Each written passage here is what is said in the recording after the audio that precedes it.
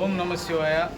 శ్రీకాళహస్తి విజ్ఞానగిరి కొండపై వెలిసిన కుమారస్వామి దేవాలయం జీర్ణోద్ధరణలో భాగంగా గత ప్రభుత్వంలో ఏర్పాటు చేసిన ఈ జీర్ణోద్ధరణ పనులన్నింటినీ కూడా ఈ నెక్స్ట్ మంత్ 20వ తేదీ ఆడకిర్తికి రాబోతుంది. ఆడకిర్తికి లోపల ఇవన్నీ కంప్లీట్ అవుతున్నాయా లేవా అని చెప్పి ఒకసారి చూసుకోవడం జరుగుతుంది. ఇప్పుడు అయితే ఇంత యొక్క వర్క్ని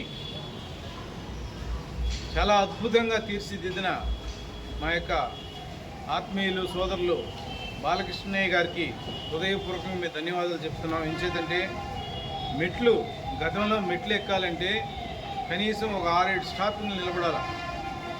కానీ ఇప్పుడు స్టార్ట్ చేస్తే ఎండింగ్ మెట్టు వరకు కూడా ఎటువంటి అలుపు లేకుండా ఒకే బ్యాలెన్స్గా మన స్టెప్పు అటు పెడుతున్నట్లే ఉంది. కానీ ఎక్కడ కూడా నీ పెయిన్స్ కానీ ఏమీ లేకుండా ఇంత సిస్టమ్ని డెవలప్ చేసినందుకు ఆయన్ని హృదయపూర్వకంగా మేము ధన్యవాదాలు తెలియజేస్తున్నాం, అభినందిస్తున్నాము.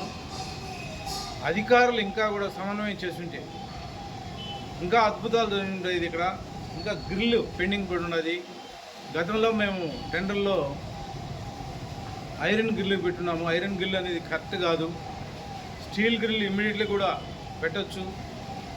ఏవేవైతే పెండింగ్ ఉన్నాయో వాటన్నిటిని కూడా మళ్ళీ మానిటర్ చేసి వచ్చే ఉత్సవాల లోపల భక్తులకు అందుబాటులో తెస్తారని చెప్పి అధికారులని కోరుకుంటున్నాం. ఇటువంటి అద్భుతమైన దేవాలయం మన ప్రాంతంలో తిరుత్తని తర్వాత అంత అద్భుతంగా ఇక్కడ దాదాపు పైనే ఒక 2000 మంది భక్తులు ఉండొచ్చు. ఎక్కడ కూడా స్టాంపుడ్ అనేది ఇంకా భవిష్యత్తులో ఎక్కడ ఉండదు. తొక్కిసలాట కుమారస్వామి తిప్పకొండ మీద జరిగింది అనే మాట ఎప్పటికీ ఉండదు. ఆ విధంగా ఈ వర్క్ని కంప్లీట్ చేస్తున్నందుకు అధికారులకి, ముఖ్యంగా మా యొక్క సోదరులు పెద్దలు బాలకృష్ణయ్య గారికి హృదయపూర్వకంగా ధన్యవాదాలు తెలియజేసుకుంటూ, ఇంకా ఏవైతే మేము పెండింగ్ ఉన్నాయో వాటన్నిటిని కూడా చూడాలా. దుర్గమ్మ గుడి కూడా ఈ విధంగా మెట్లు ఏర్పాటు చేస్తే భక్తులు చాలా సులువుగా ఎక్కేదనుకుంటుంది. దుర్గమ్మ గుడికి అయితే ఇంకా ఎక్కువగా భక్తులు వస్తుంటారు. అక్కడ దాదాపు 275 మెట్లు ఉన్నాయి.